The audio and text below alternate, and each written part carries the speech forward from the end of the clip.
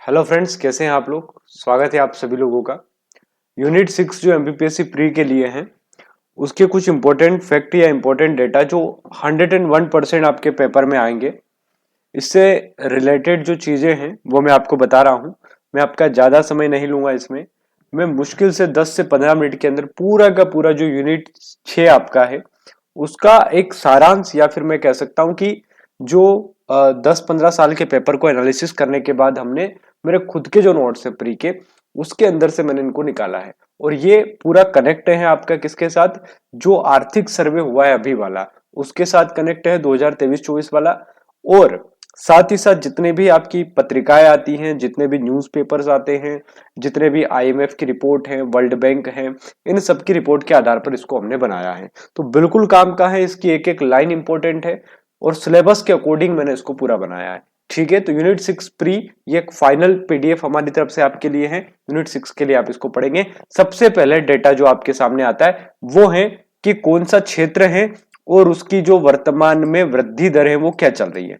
अब मैं ये मान के चल रहा हूं यहाँ पे कि आप जो है प्रारंभिक परीक्षा पढ़ रहे हैं और आपको इकोनॉमी की बेसिक समझ है ना। आपको ये नहीं बताना पड़ेगा कि प्राथमिक द्वितीयक और तृतीयक क्षेत्र क्या होता है। ठीक है सर। तो देखिए जो प्राथमिक सेक्टर है, कृषि का क्षेत्र है, उसमें जो वृद्धि दर रही है वो 1.4 रही है, यानी कि सबसे कम रही है। सेवा क्षेत्र जिसे आप टर्सरी सेक्टर कहते हो उसमें वृद्धि दर 7.6 रही है। वृद्धि दर का मतलब पिछले साल की तुलना में इस साल इतना अच्छा इन्होंने किया है। उद्योग लिखा है, ये उद्योग में 9.5 रहा है। तो प्रश्न बनेगा कि इस साल प्राथमिक सेक्टर, द्वितीयक सेक्टर और तृतीयक सेक्टर में सबसे अच्छा योगदान या सबसे अच्छी वृद्धि किसकी, योगदान नहीं कहेंगे, वृद्धि किसकी रही, तो हम कहेंगे उद्योग की रही। सेवा क्षेत्र की सेकंड नंबर पे रही और कृषि या फिर हम कहें प्राथमिक सेक्टर की पहले मतलब सबसे कम रही। तो ये सीक्वेंस बनाने को आ सकता। तो ये तो हो गई वृद्धि की बात। अब अगला देखो, इसी में अगला अपने को क्या पढ़ना है कि जीडीपी में इनका योगदान कितना है। भाई भारत में एग्रीकल्चर होता है तो एग्रीकल्चर कितना पैसा देता है भारत को, है ना। भाई भारत मान लीजिए 1 रुपया कमा रहा है तो कितना पैसा भारत में जो है कृषि से आ रहा है। तो देखिए एग्रीकल्चर से 17.5% लगभग आता है, 17.7 एग्जैक्ट फिगर है ये।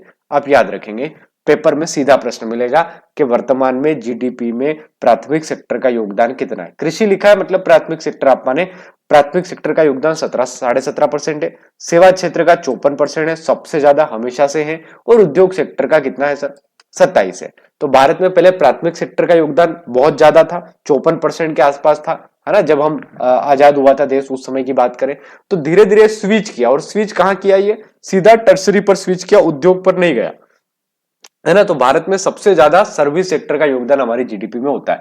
तो भारत अगर 100 रुपए कमा रहा है तो लगभग 50 से ज्यादा रुपए कहां से आ रहे हैं, टर्सरी सेक्टर से आ रहे हैं। एग्रीकल्चर 17.5 लगभग और उद्योग 27। याद रखेंगे, यह फिगर भी बिल्कुल इंपॉर्टेंट है।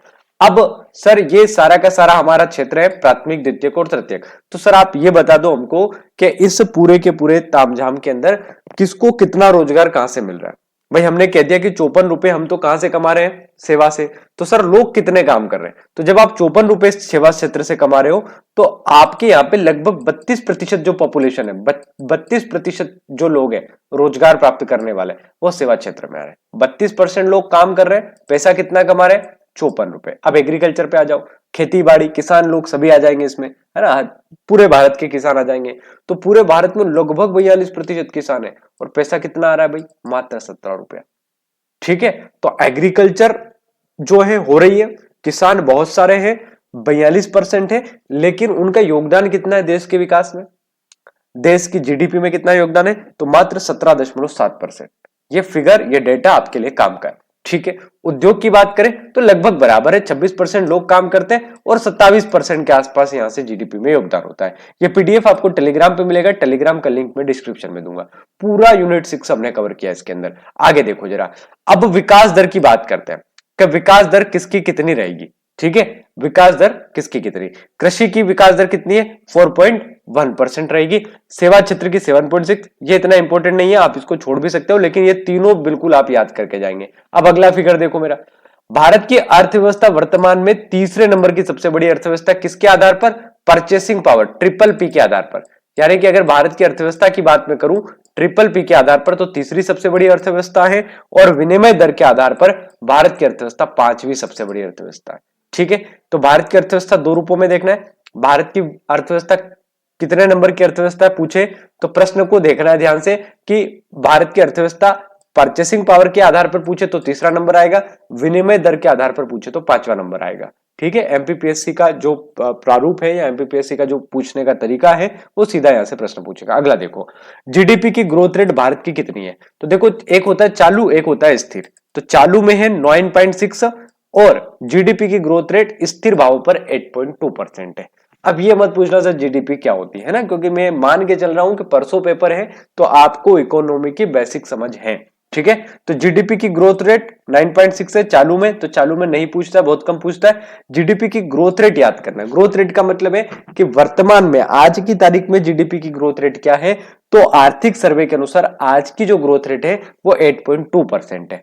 अब ये देखो, ये तो हो गई ग्रोथ रेट। अब एक लगता है अनुमान कि आगे आने वाले साल में कितनी रह सकती है, ये तो एक अनुमान हुआ।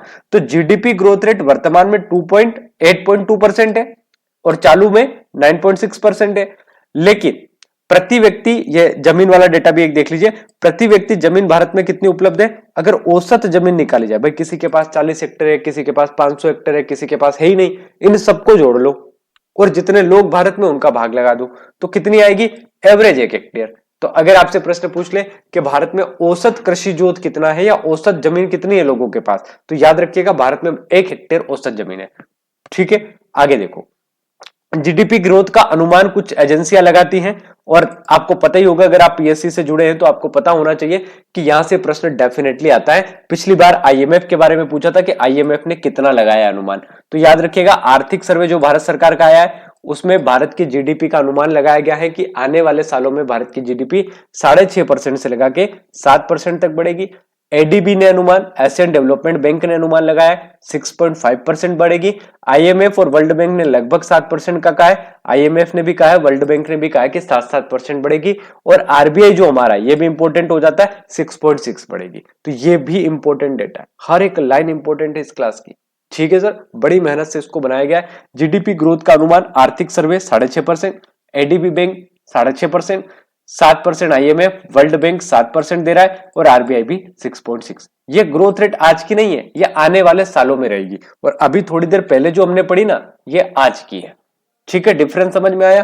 तो एक अनुमान होता है, एक वर्तमान की कंडीशन होती है। तो वर्तमान की कंडीशन क्या है? जैसे कि आपकी कंडीशन होगी कि भाई आने वाले सालों में मैं नई दुकान खोलूंगा और इतना पैसा मैं एक्स्ट्रा कमा लूंगा। लेकिन आज कितना कमा रहे हो? तो आज जो कमा रहे हो ना वो 8.2% है। कितना कमा सकते हो ये इन अलग अलग एजेंसियों ने पता लगाया है। अलग अलग एजेंसियों में, जैसे मान लीजिए आपका पड़ोसी कह दे कि यार भाई मुझे अनुमान है कि भाई ये जो व्यक्ति है ये अगले साल अच्छा कर लेगा। एक दूसरा थोड़ा पड़ोसी थोड़ा जलता है, वो कहे अच्छा तो करेगा पर उतना अच्छा नहीं कर पाएगा, है ना। तो इस प्रकार से बातचीत है। चलिए आगे बढ़ते हैं, देखिए जरा आगे डेटा देखिए, बड़ा इंपॉर्टेंट डेटा है। भारत की इकोनॉमी कितने ट्रिलियन है ना भाई। तो बहुत सारी जगह न्यूज चलती है भारत की इकोनॉमी 5 ट्रिलियन बनने वाली है, 10 ट्रिलियन हो जाएगी, अमेरिका को पीछे छोड़ देगी, फलाना बहुत सारी चीजें। तो देखिए भारत की वर्तमान में जो इकोनॉमी है वो 3.89 ट्रिलियन है 2024-25 में। कितनी है? 3.89 ट्रिलियन। सीधा प्रश्न मिल सकता है, वर्तमान में भारत की जीडीपी कितनी है? 3.89 ट्रिलियन। ठीक है सर। अब आपके दिमाग में प्रश्न होगा कि सर हमने तो कहा है कि भाई 5 ट्रिलियन बन जाएगी, ऐसा वैसा, कब तक बनेगी? तो 5 ट्रिलियन बन जाएगी 2027 तक। कब तक बन जाएगी? 2027 तक। आगे बढ़ते हैं, 7 ट्रिलियन कब बनेगी सर? 2030 तक। 7 ट्रिलियन 2030। नहीं सर मजा ही नहीं आ रहा बिल्कुल। आगे बताओ कितनी चाहिए आपको? अमेरिका को पार करना है ना। अमेरिका के पार चलते हैं, 30 ट्रिलियन। आज की अमेरिका की पार, जब आपकी 30 ट्रिलियन होगी तो अमेरिका कहां पहुंचेगा आप अंदाजा लगा सकते हो, क्योंकि अभी आपकी 3.8 ट्रिलियन है, अमेरिका की 29 के आसपास है ना। तो याद रखिएगा 30 ट्रिलियन जब आपकी होगी 2047 में, तो ये डेटा याद रखेंगे। वर्तमान में 3.8 ट्रिलियन है हमारी इकोनॉमी, है ना। इकोनॉमी का जो आकार है 3.8 ट्रिलियन या लगभग 4 के आसपास। 5 ट्रिलियन 2027 में हो जाएगी। पीएससी का जो पूछने का तरीका वो यही पूछेगा कि भारत की इकोनॉमी या भारत की अर्थव्यवस्था कब तक 5 ट्रिलियन हो जाएगी, तो कह देना 2027 तक। पीएससी वाला थोड़ा सा और अच्छा वाला होगा तो पूछेगा 30 ट्रिलियन कब होगी, तो बता देना 2047 तक। तो ये डेटा आपको मिलेगा। ठीक है सर, आगे देखो। अब देखो रासायनिक उर्वरक जो होता है, रासायनिक उर्वरक है ना, इसके उपभोक्ता में हम सेकेंड नंबर पे चीन के बाद। यानी कि जो रासायनिक खाद आती है यूरिया वगैरह या जो भी खाद आपकी आती है खेतों में डलती है, उसका सबसे ज्यादा इस्तेमाल अगर कोई करता है तो वो चाइना है, दूसरे नंबर पे हम करते हैं। ठीक है, ये एकदम लेटेस्ट है। दूसरे नंबर पर हम उपभोक्ता है। अब बात करते हैं सर उत्पादन की। सर हमारी फैक्ट्रियां बहुत सारी हैं रासायनिक उर्वरक बनाने की, तो कहां पर सबसे ज्यादा उत्पादन होता है, यानी कि हम कितना प्रोड्यूस करते हैं, कितना बनाते हैं। तो देखो उर्वरक के उत्पादक की बात करें तो इंडिया तीसरे नंबर पे, जबकि उपभोक्ता की बात करें तो सेकंड नंबर पे। समोसा बनाने वाला अलग होता है, खाने वाला अलग है। तो रासायनिक उर्वरक उपभोक्ता की बात करें, खाद कितना डालते हैं हम, तो सबसे ज्यादा चाइना डालता है, फिर हमारा नंबर है। और अगर खाद पैदा कैसे होता है, यानी कि खाद बनता कहां पर सबसे ज्यादा है, तो इसमें चाइना प्रथम है। उर्वरक उत्पादन में हमारा वापस से तीसरा नंबर है। तो सेकंड उपभोक्ता में ध्यान से पढ़ेंगे, उर्वरक उत्पादन में तीसरा है। शब्दों पर ध्यान देंगे। उपभोक्ता मतलब यूज करना उस चीज को जो बन गई है, और उत्पादन करना मतलब हमारे यहां सिंदरी वगैरह में बनता है। तो उर्वरक उत्पादन की बात करें तो थर्ड नंबर पे। ठीक है सर, आगे देखो, उर्वरक संबंधित कच्चे माल में भारत फर्स्ट है। यानी कि नेप्था वगैरह, यानी कि जो रासायनिक खाद बनाने में जो चीजें यूज हो रही है ना, उसमें भारत प्रथम स्थान पर है। ठीक है सर, चलो कृषि योग्य भूमि सेकंड स्थान पर है अमेरिका के बाद। यानी कि एग्रीकल्चर लैंड की यदि बात करें, जमीन की बात करें जहां एग्रीकल्चर किया जा सकता है, तो उसमें हम सेकंड नंबर पे हैं। बहुत अच्छी खेती हमारे यहाँ होती है, हम ये मान के चलते हैं। तो सबसे अच्छी कहां होती है विश्व में, हमारे यहाँ नहीं होती है, अमेरिका में होती है। हम आते हैं दूसरे नंबर पे, याद रहेगा। कृषि योग्य भूमि, कृषि योग्य भूमि सेकंड स्थान है हमारा अमेरिका के बाद। ठीक है सर, कृषि वर्ष हम मनाते 1 जुलाई से 30 जून, याद रखेंगे, बड़ा इंपॉर्टेंट है। कृषि वर्ष, कृषि वर्ष 1 जुलाई से 30 जून, बिल्कुल सिलेबस के अनुसार ही चीजें आपके लिए उपलब्ध हो रही है। कृषि वर्ष 1 जुलाई से 30 जून। ठीक है, 1 जुलाई से 30 जून। मोटा अनाज वर्ष कब बनाया था, 2023। मिलेट कहते हैं इसको, मिलेट वर्ष, मिलेट ईयर। ठीक है, मिलेट श्री अन्न आजकल इसको कह देते हैं। तो मोटा अनाज वर्ष 2023। ये सब भारत के संदर्भ में बात कर रहा हूं, मैंने एमपी की अभी बात नहीं की है। ठीक है, ये पूरा डेटा आपको केंद्र सरकार या भारत के लेवल की बात बता रहा है। ठीक है, इसमें हमने एमपी को इंक्लूड अभी नहीं किया है, यह आपके केवल और केवल भारत का डेटा है। ठीक है सर, तो कृषि वर्ष 1 जुलाई से 30 जून, मोटा अनाज 2023, श्री अन्न। नई कृषि निर्यात नीति आ गई भैया, नई कृषि निर्यात नीति आ गई है 2021 की। नई कृषि निर्यात नीति कब आई है, 2021। आगे बढ़ते हैं, चावल के उत्पादन में, गेहूं के उत्पादन में, कपास के उत्पादन में और गन्ने के उत्पादन में भारत का स्थान दूसरा है। आज की तारीख में, आज की तारीख में आर्थिक सर्वे के अनुसार भारत का चावल, गेहूं, कपास और गन्ने में कौन सा स्थान है, दूसरा स्थान है। रट लेना, सीधा प्रश्न मिलने वाला है। कुल खाद्यान्न कितना हमारे यहां हो गया, तो 328 मिलियन मैट्रिक टन इस वर्ष पैदा हुआ है। कुल खाद्यान्न, खाद्यान्न मतलब जो फसलें खाई जा सकती हैं, खाद्यान्न फसलें कहलाती हैं, जिसमें गेहूं शामिल होता है, चावल शामिल होता है, तो ये खाद्यान्न फसलें हैं। तो कुल खाद्यान्न फसलों का उत्पादन इस बार कितना हुआ है, चावल भी उसमें इंक्लूड होंगे, उसमें आपके मोटा अनाज भी इंक्लूड होगा, उसमें आपका गेहूं भी इंक्लूड होगा। तो 328। क्या सर ये बड़ा है, कम हुआ है, ये कम हुआ है। पिछली बार 329 मिलियन मेट्रिक टन था, तो 1 मिलियन मेट्रिक टन लगभग कम हो गया है। कृषि निर्यात में भारत 7वें स्थान पर है। भाई हमारे यहाँ बहुत सारा एग्रीकल्चर लैंड होता है, हमारे यहाँ बहुत सारी एग्रीकल्चर चीजें होती है, हमारे यहाँ पे बहुत सारी अलग अलग चीजें होती है। तो किसी कृषि निर्यात की यदि बात की जाए तो कृषि निर्यात में भारत 7वें स्थान पर है। यानी कि हमारे यहाँ मान लो मक्का पैदा हो रहा है, तो हम मक्का किसी न किसी देश को भेज रहे होंगे। हमारे यहाँ गेहूं पैदा हो रहा है, तो जो ऐसा देश जिसके यहाँ गेहूं नहीं होता है वहां हम भेज रहे होंगे। तो ऐसे मामले में अगर देखा जाए तो विश्व के उन देशों में भारत शामिल है जो अपने कृषि उत्पादों का क्या कर रहा है, निर्यात कर रहा है, यानी कि उनको एक्सपोर्ट कर रहा है। अब एक्सपोर्ट करने में भारत कहां आता है, कहां आके टिकता है, तो 7वें नंबर पे आता है। यानी कि सबसे ज्यादा अगर निर्यात करता है तो कोई और देश, यानी कि अमेरिका या चाइना जैसे देश है। लेकिन लेकिन भारत की अगर बात की जाए तो भारत यहां पे 7वें नंबर पे आता है सर। भारत कौन से नंबर पे आता है, 7वें नंबर पे आता है, 7वें नंबर पे आता है। सबसे ज्यादा हम क्या कृषि में कौन सी चीजों को भेजते हैं, तो मैंने अभी बताया अनाज को, यानी कि खाने वाली चीजों को हम सबसे ज्यादा भेजते हैं। फिर हम मछलियों को भेजते हैं, मछली भी एक एग्रीकल्चर के अंतर्गत आता है, ध्यान रखिएगा, है ना, कृषि के अंतर्गत आता है। और मसाले, और मसालों के बारे में ध्यान रखना, मध्य प्रदेश में सबसे ज्यादा मसाले होते हैं पूरे भारत के। यानी कि मसालों की खेती के मामले में यदि बात की जाए तो सबसे ज्यादा मध्य प्रदेश। आश्चर्य लगेगा, लेकिन अभी नए आर्थिक सर्वे के अनुसार मध्य प्रदेश टॉप पर है। ठीक है सर, चलिए, तो अनाज समुद्री व्यापार और मसाले। ये कौन से टॉपिक हुए? ये कृषि के वो टॉपिक हैं जो एक्सपोर्ट हम करते हैं, जिनको विदेशों में भेजते हैं। सबसे ज्यादा क्या भेजते हैं? अनाज, फिर हम मछली भेजते हैं और फिर हम मसाले भेजते हैं। सर दूध, दाल और मसाला, इसमें भारत प्रथम है पूरे विश्व में। दूध का उत्पादन सबसे ज्यादा हमारे भारत में, पशुपालन भी सबसे ज्यादा हमारे भारत में, सबसे ज्यादा पशुपालन हमारे भारत में, दाल का सबसे ज्यादा उत्पादन हमारे भारत में, और भारत में भी किसमें? मध्य प्रदेश में सबसे ज्यादा। ठीक है सर। मसाला सबसे ज्यादा मध्य प्रदेश में, और भारत प्रथम स्थान पर है इन मामलों में। तो ये दोनों आप याद रखेंगे। आगे देखो जरा, आगे आपके काम का है। रासायनिक उर्वरक उपभोक्ता सेकंड है चीन के बाद, ये तो अपन ने कर ही लिया। उर्वरक उत्पादन में इंडिया थर्ड नंबर पर है, कच्चे माल में भारत फर्स्ट नंबर पर है। ठीक है, ये तो पूरा वही आ गया। ठीक है, आगे देखो, अब कुछ योजनाएं फटाफट से देखो। एक है पीएम मत्स्य योजना, 2020 में ही, डेट सन याद रखना, आगे की डेट याद हो ना हो, लेकिन सन याद रखें। पीएम मत्स्य योजना 2020, पीएम मत्स्य योजना 2020, इसमें जो मछली पालन करता है उनको बढ़ावा देना, मछली के उत्पादन को भारत में बढ़ाना। ठीक है सर। अगला देखो, पीएम किसान मानधन योजना। ठीक है, अगस्त 2019, क्या है पीएम किसान मानधन योजना? तो इसमें जो आपके किसान लोग होंगे उनको पेंशन देने की बात की गई है कि भैया आपके खाते से कुछ प्रीमियम कटेगा, और आप जब आई थिंक 60 साल के हो जाओगे तो 60 साल के बाद आपको 3,000 रुपए महीना मिलना शुरू हो जाएगा। और इन केस मान लीजिए कि डेथ हो जाती है उस व्यक्ति की जिसका बीमा चल रहा है, तो उसकी पत्नी को आधा पैसा मिलेगा। ठीक है सर, यह पीएम किसान सम्मान निधि है।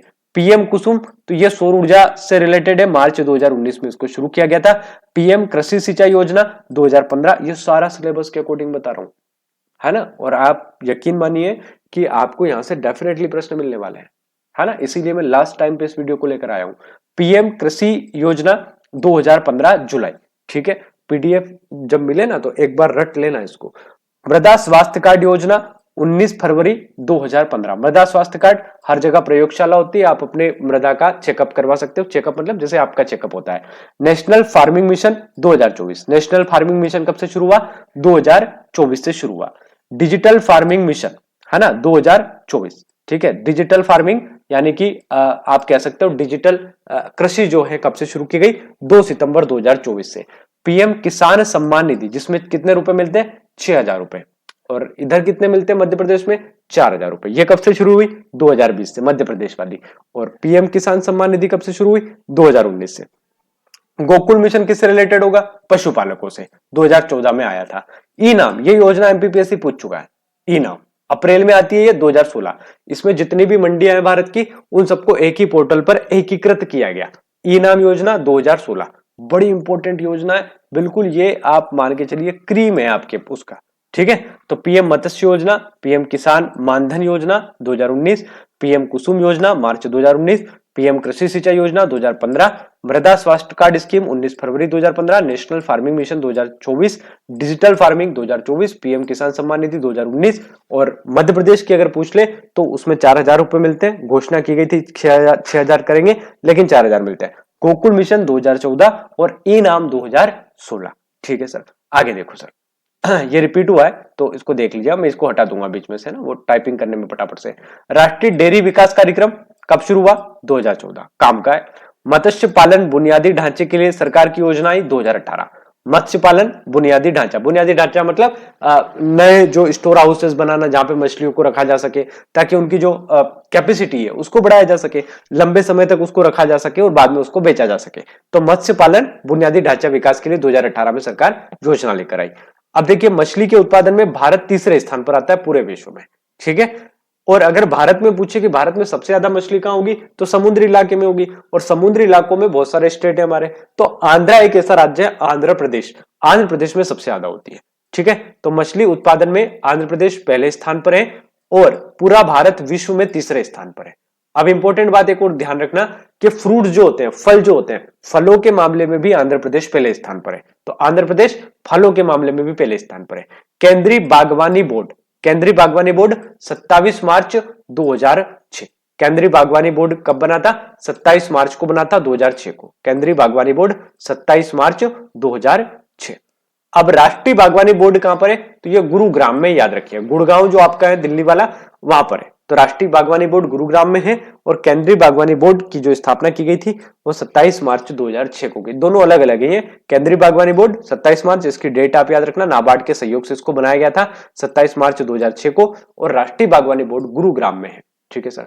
आगे देखो, सूती कपड़ा मिल पूछेगा सबसे पहले कहां लगी थी, तो बंगाल में, बनगल नहीं है, ये बंगाल है, आप इसको थोड़ा सा इग्नोर करेंगे।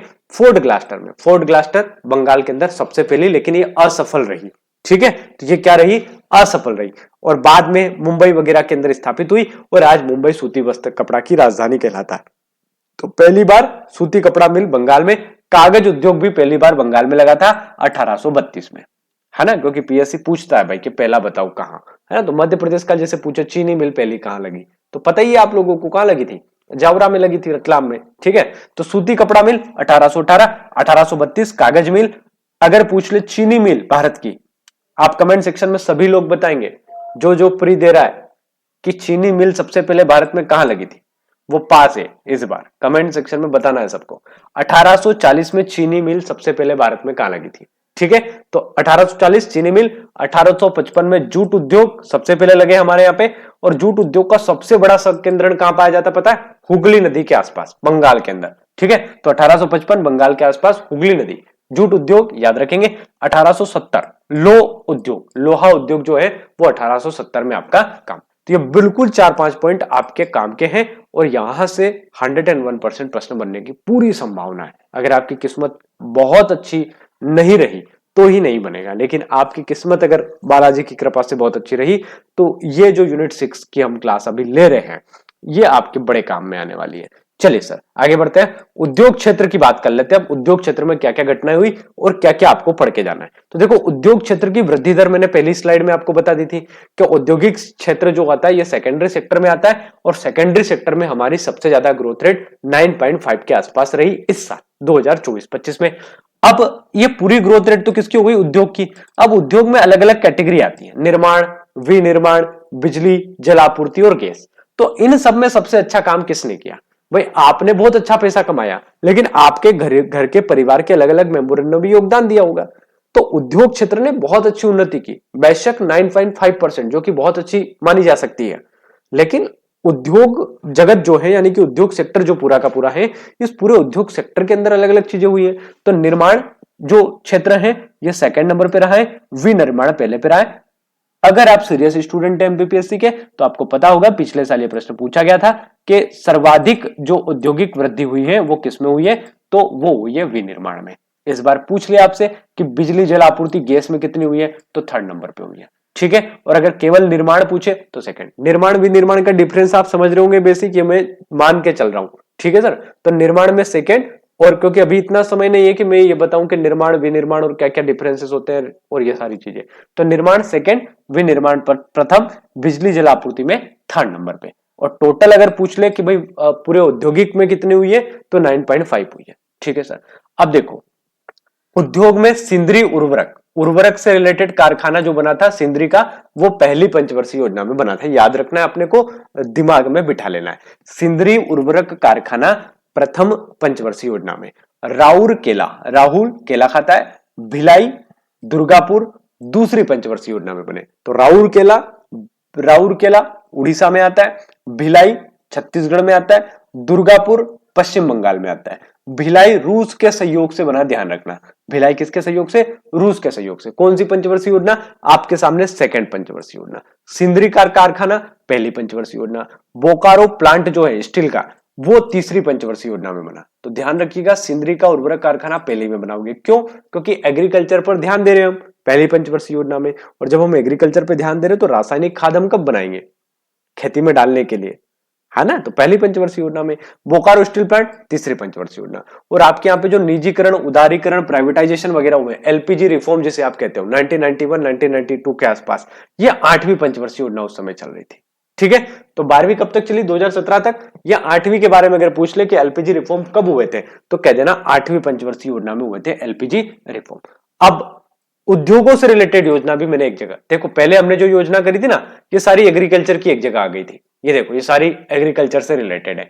अब मैंने उद्योग के बारे में बताया, तो अब सारी योजना उद्योग की आपको पढ़ना है लाइन से। देखो उद्योग की सारी योजना देख लो एक बार। मेक इन इंडिया सबसे पहले मोदी जी जीत कर आए तो इन्होंने कहा भैया हम इंडिया में ही चीजों को बनाएंगे। मैं जोश में था ना व्यक्ति, मतलब चुनाव पहली बार जीता हो, इतने सालों से कांग्रेस की सरकार हो, पहली बार कोई व्यक्ति पूर्ण बहुमत की सरकार में आया तो जोश में आ जाता है व्यक्ति, कहता है कि भैया हम तो जो है कहाँ विदेशों से मंगवाना चीजों को यार, चाइना वाइना कौन मतलब मंगवाएगा, है ना, तो हम तो भैया भारत में बनाएंगे। तो मोदी जी ने आते ही कौन सा काम किया, बोले मेक इन इंडिया। बाद में हो पूरा ना हो लेकिन घोषणा तो कर दी, योजना लागू कर दी 25 सितंबर 2014। 25 सितंबर 2014 मेक इन इंडिया ये चला। लोगों ने कहा मोदी जी यार बहुत पुराना जमाना चला गया, अब जो है थोड़ा कुछ तूफानी की जाए, मतलब अब डिजिटल रूप से हमको आगे बढ़ना है, कहाँ बैंकों की लाइन में लगना और कहाँ किचकिच करना सारी की सारी चीजों को। तो उसके बाद ही सारी ये आपके फोन पे, गूगल पे, जीपे वगैरह शुरू हुए, पहले नहीं थे ना। तो डिजिटल इंडिया बनेगा। डिजिटल इंडिया मोदी जी के आने के एक साल के बाद 2015 में बनेगा डिजिटल इंडिया। तो पहले क्या बनाएंगे, मेक इन इंडिया, भारत में बनेगा। मेक इन इंडिया का मतलब जो भी प्रोडक्शन हो रहा है वो भारत में कोशिश की जाएगी कि बने, है ना। अब इसका मतलब नहीं है कि अब विदेशों से कुछ नहीं बनता, सब भारत में बनता है, ऐसा नहीं है।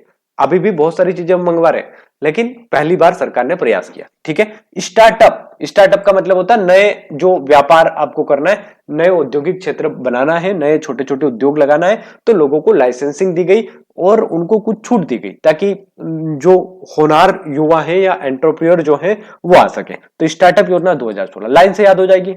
मेक इन इंडिया 14, 15 में डिजिटल बना देंगे भारत को, फिर कह देंगे कि भैया अब स्टार्ट कर दो, भारत डिजिटल भी बन गया, मेक इन इंडिया भी हो गया, यानी कि बाहर से सामान भी। मैं याद करवाने के निमोनिक्स बता रहा हूं। हमने चीजों को बना लिया मेक इन इंडिया, हमने डिजिटल इंडिया बना लिया, अब अपने पास सारी ऑनलाइन चीजें आ गई हैं।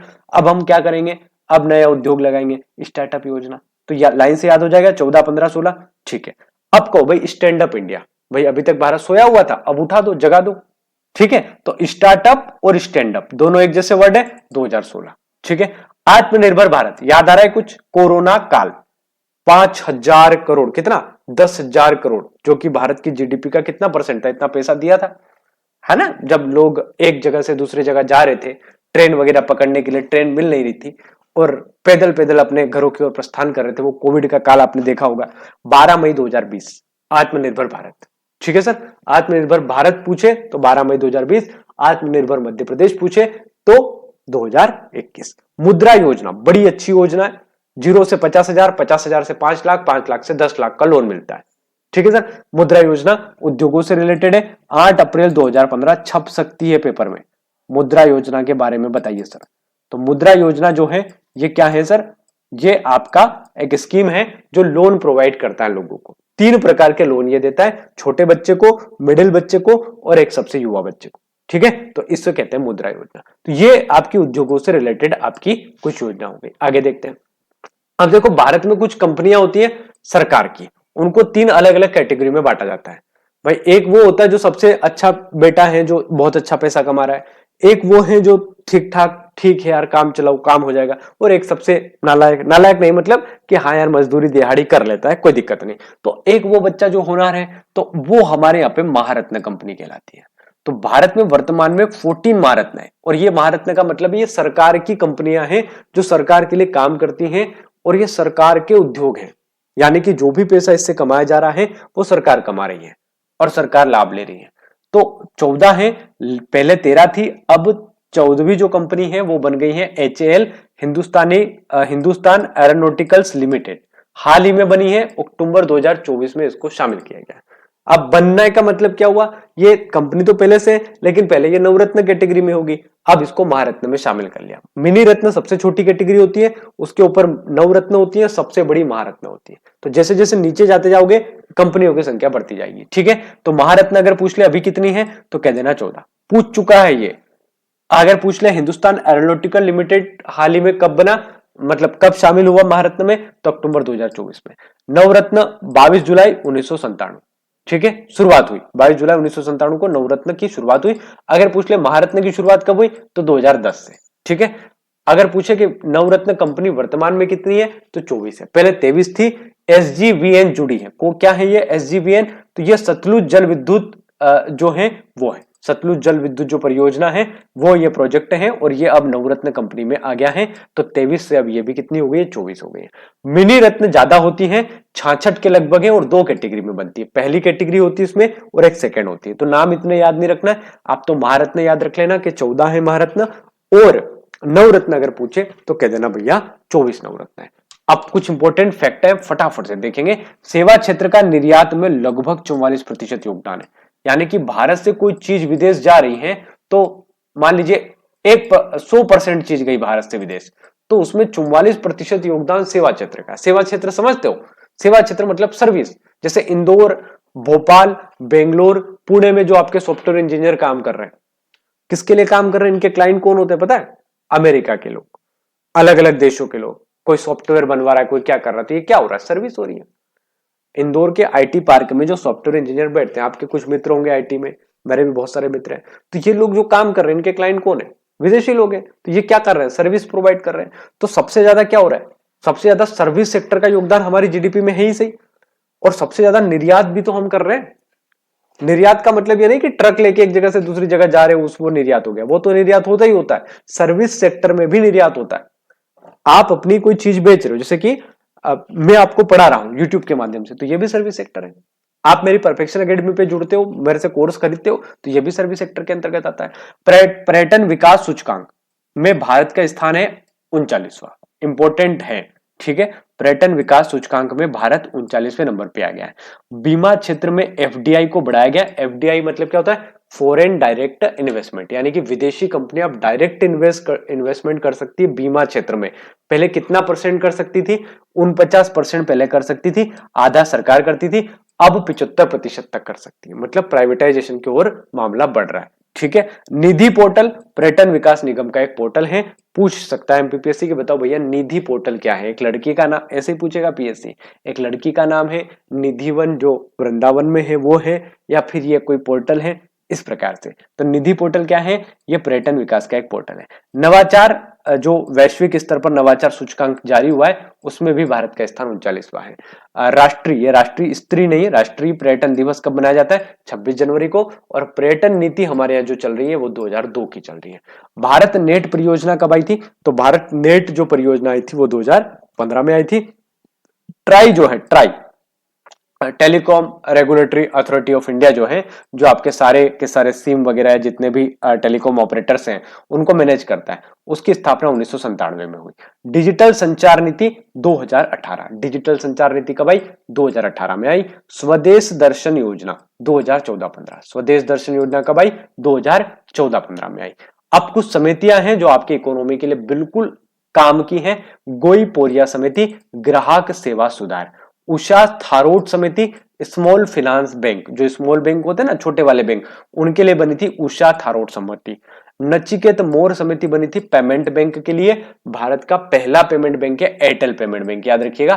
और अभी कितने पेमेंट बैंक है, शायद 4 पेमेंट बैंक है, 4 या फिर 6, ठीक है, मैं कमेंट में बता दूंगा। नचिकेत मोर समिति पेमेंट बैंक के लिए बनी थी। बैंक का अब तक 2 बार राष्ट्रीयकरण हुआ है, यानी कि बैंकों का अब तक 2 बार राष्ट्रीयकरण हुआ है। एक बार 1969 में हुआ था, कितनी बैंकों का, 14 बैंकों का। तो सबसे पहली बार 1969, ये पूछा जा चुका है, याद है ना।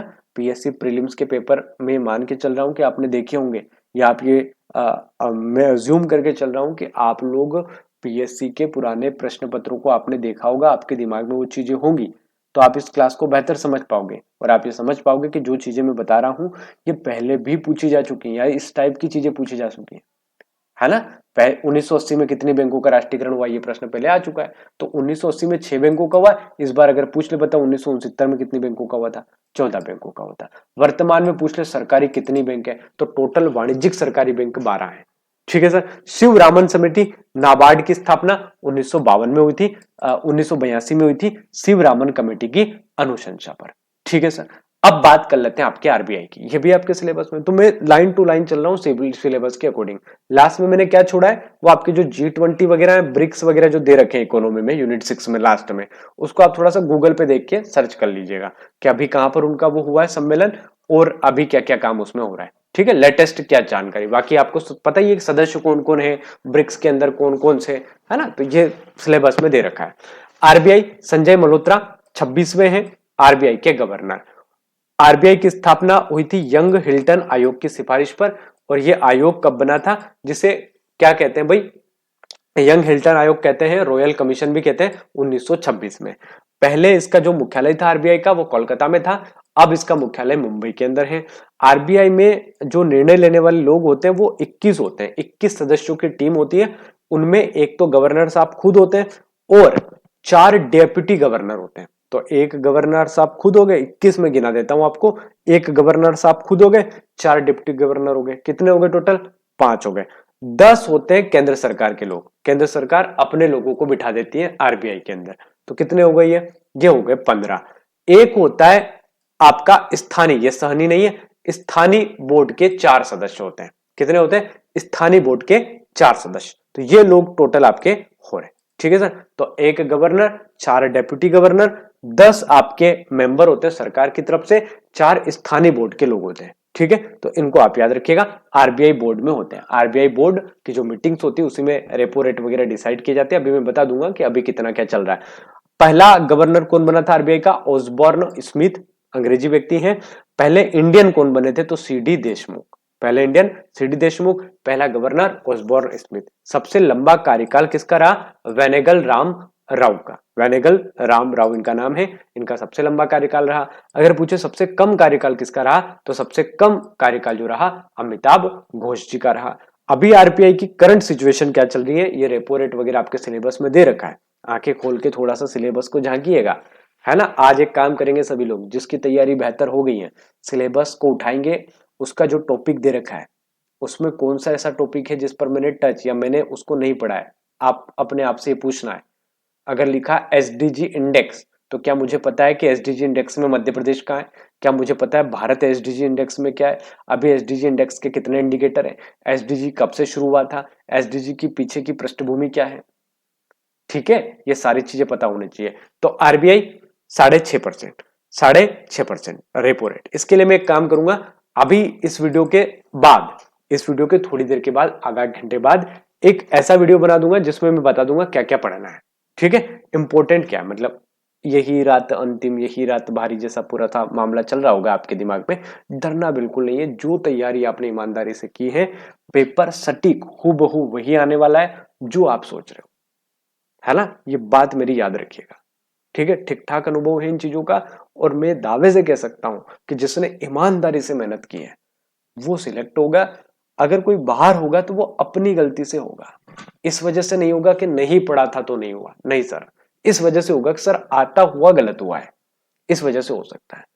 और इसलिए मैं मान के चल रहा हूं कि आपने प्रैक्टिस भी बेहतर की होगी, तो ये गलती नहीं होगी।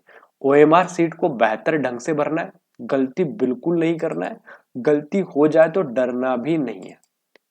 एक चीज ध्यान रखना, रोल नंबर गलत हो जाए टेंशन नहीं लेना है, कोई दिक्कत नहीं, वहां पे पूछ लेना उनसे कि क्या करना है सर, लेकिन सेट गलत मत डालना। सेट गलत मतलब साल खराब, है ना। सेट गलत डालोगे तो कुछ भी नहीं कर पाएगा, कोई भी आयोग भी कुछ नहीं कर पाएगा। एक बार रोल नंबर गलत होता है, वैसे तो नहीं करना है गलत, लेकिन हो जाए कभी, भगवान न करे गलती हो जाए, प्रेशर बहुत रहता है ना। तो मतलब डरना नहीं है बिल्कुल भी, वहां पे बात करना है कि सर ये गलती हो गई है, और मिटाने का प्रयास मत करना जो गलती, पता चले थूक लगा के उसको काटने की कोशिश कर, फट जाएगी वो, और ओएमआर फट गई तो मामला बिगड़ जाएगा पूरा, ठीक है सर। चलिए, रेपो रेट 6.5% है वर्तमान में। रेपो रेट कितनी, रेपो रेट समझते हो ना, रेपो रेट जिस पर बैंक क्या करती है, लोन लेती है आरबीआई से, उसको कहते हैं repo rate. Reverse repo rate क्या होता है, रिवर्स रेपो रेट मतलब बैंक आरबीआई को देती है। आपके पास कभी ज्यादा पैसा जाए, पापा को दे दो, लो पापा लो रख लो आप, पापा कहेंगे देख बेटा तेरे पास 5,000 रुपए, तू मुझे दे दे, मैं तुझे इसके 6,000 दे दूंगा। और आपका एक दोस्त है वो कह देख ले भाई 5,000 दे देता, अब आपको पता है कि दोस्त 5 के 5 ही देगा रिटर्न, पापा को दूंगा तो 6 मिलने वाले हैं। तो लोगों को वाणिज्यिक बैंक न देके किसको दे दे, आरबीआई को दे दे, तो वो रिवर्स रेपो रेट होता है। और रेपो रेट का मतलब होता है कि आप क्या करो, अपने पैसे को किसको दे दो, लोगों में बांट दो या अपने दोस्तों को दे दो कि ठीक ठाक मार्जिन में दे दे, ठीक है। तो वो क्या होता है, रेपो रेट होता है। बैंक रेट क्या होता है, तो ये दीर्घ काल के लिए दिया जाता है, 6.7% के आसपास इसकी रेट होती है। और ये वर्तमान की बता रहा हूं रेट में, है ना, ये बदलती रहती है, 3-3 महीने में बदलती है, मौद्रिक नीति इसे कहते हैं। देखो राजकोषीय नीति मतलब बजट होता है। आपसे पूछे कि सरकार इन चीजों को, महंगाई वगैरह को कंट्रोल करने के लिए क्या करती है, तो कह देना राजकोषीय नीति लाती है। राजकोषीय नीति का सबसे बड़ा माध्यम बजट लाना। और अगर कह दे कि आरबीआई क्या करती है, तो मॉनेटरी पॉलिसी लाती है। मॉनेटरी पॉलिसी मतलब क्या, मॉनेटरी पॉलिसी मतलब रेपो रेट कम कर देना, रेपो रेट को बढ़ा देना, सीआरआर कम कर देना। ठीक है, तो बैंक रेट 6.75% है, सीआरआर कैश रिजर्व रेशियो कहते हैं, ये कैश में रखना होता है। कैश में रखना होता है आरबीआई के पास कितना, 4% के आसपास कैश में रखना होता है। जितनी, मान लीजिए कि बैंक के पास 100 करोड़ की संपत्ति है, एग्जाम्पल दे रहा हूं, तो उनमें से 4 करोड़ आरबीआई को जमा कर देने पहले। अब बचे आपके पास कितने करोड़, 100 करोड़ की संपत्ति हुई किसी बैंक के पास, 4 करोड़ जमा कर दी, बचे कितने, 96 करोड़। तो 96 करोड़ में से 18 करोड़ का या तो गोल्ड या फिर कुछ भी, पैसा भी हो सकता है, गोल्ड भी हो सकता है, बैंक को अपने ही पास रखना है, लेकिन अलग रखना है, वो पैसा किसी के हाथ नहीं लगना चाहिए। तो 96 करोड़ बचा था, तो 96 करोड़ में से लगभग 18 करोड़ आज की तारीख में अलग रखना पड़ता है बैंक को, और जो बाकी मार्जिन बचा है, बाकी जो पैसा बचा है, उसी पे वो अपना लेन देन कर सकता है, ताकि वो जब दिवालिया हो जाए, कभी उसके साथ कोई भविष्य में घटना घट जाए, तो उसके पास वो 18 करोड़ सेविंग रहे। ये 100% मान के मैंने आपको बताया। वैसे तो बहुत सारी संपत्ति होती है बैंकों के पास, भाई किसी बैंक की कैपिटल ही 1000 करोड़ रुपए है, तो वो कितने रखेगा, 1800 करोड़ रख देगा, और आरबीआई को कितने देगा, 4000 करोड़ दे देगा, मतलब 400 करोड़ दे देगा। इस प्रकार की बात है। एसएलआर क्या होता है, तो ये जो होता है, ये 18% के आसपास होता है, बैंक के पास रखना होता है, और बैंक के पास ये गोल्ड में भी खुद रख सकता है। भाई अपने पास रखना है तो आप उसका कुछ खरीद के रख लो या खुद रख लो, कौन मना कर रहा है। लेकिन आरबीआई ने कहा नहीं भैया, हम तो कैश लेंगे, तो सीआरआर हमेशा कैश में रखना होता है, एसएलआर हमेशा बैंक में होता है। रिवर्स रेपो रेट वर्तमान में कितनी चल रही है, 3.35। ध्यान रखना, रेपो रेट से हमेशा ये कम ही होगी, कभी ज्यादा नहीं हो सकती, है ना। तो रेपो रेट से रिवर्स रेपो रेट हमेशा कम ही होती है, और ये आपको थोड़ा सा ध्यान रखना है। तो ये तो गई आपके आरबीआई की बात। तो ये यूनिट 6 के वो इंपॉर्टेंट बिंदु है मेरे भाई, जो आपके, जो धक्का प्लेट होती है ना गाड़ियां, जो धक्का नहीं लग रहा था, हर बार 2-3 से रुक रहे हैं, तो इकोनॉमी का ये जो आपका पॉइंट है, ये आपका काम कर सकता है। मैं कोशिश करूंगा कि आज या कल दोपहर तक 1-2 और वीडियो ऐसे शानदार, थोड़े से मिनट के, 20-25 मिनट के बना दूं, स्पीड बढ़ा के इसको देख लीजिएगा। अभी थोड़ी देर के बाद एक और वीडियो मेरा आएगा, जिसमें मैं उन चुनिंदा टॉपिक्स के बारे में बात कर लूंगा, जहां से 101% प्रश्न बनने की संभावना होगी। वो आज ही रात पढ़ के सोइएगा। ठीक है सर, बहुत बहुत धन्यवाद, शुभकामनाएं मेरी आपके साथ है। और हमेशा आपको जो आपके नंबर है वो आप याद रखिएगा। टेस्ट के नंबर मायने नहीं रखेंगे, टेस्ट आपने कैसा भी दिया हो, कितने भी नंबर कमाए हो। मैं जब टेस्ट देता था तो मैं मेरे प्रीलिम्स का स्कोर बताता हूँ, मेरे 35 नंबर आते थे, 40 आते थे। उसी साल मैंने मेंस भी दिया था, उसी साल मैंने इंटरव्यू भी दिया था। ठीक है, तो डजंट मैटर, टेस्ट सीरीज के नंबर मायने नहीं रखते। पीएससी का अपना एक अलग मेथड है पेपर को पूछने का। कुछ प्रश्न बहुत शानदार होंगे, कुछ प्रश्न बहुत कठिन होंगे, कुछ प्रश्न एकदम सरल होंगे। ये भी पूछ सकता है मध्य प्रदेश की राजधानी कहाँ है, तो अचंभित मत होइएगा, ऐसे प्रश्न भी मिलने वाले हैं। हालांकि मध्य प्रदेश का राजकीय पक्षी कौन सा है, आप खुश होके दे दनादन ABC कुछ भी लगा देते हो, है ना। तो एकदम वो नहीं हो जाना, जोश में नहीं आ जाना कि इस बार मेंस पार। ठीक है सर, चलिए बहुत बहुत धन्यवाद, जय हिंद।